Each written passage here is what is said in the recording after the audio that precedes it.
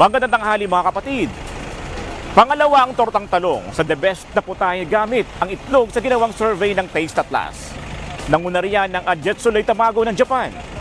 Ikaw kapatid, anong luto sa itlog ang gusto mo? Tara samahan niyo ako at magtatanong tayo dito. Yung scramble. Kasi kahit saan pwede mo siya eterno sa ketchup, sa toyo, sa suka. Yan. Sunny side up, itlog. Bakit yan?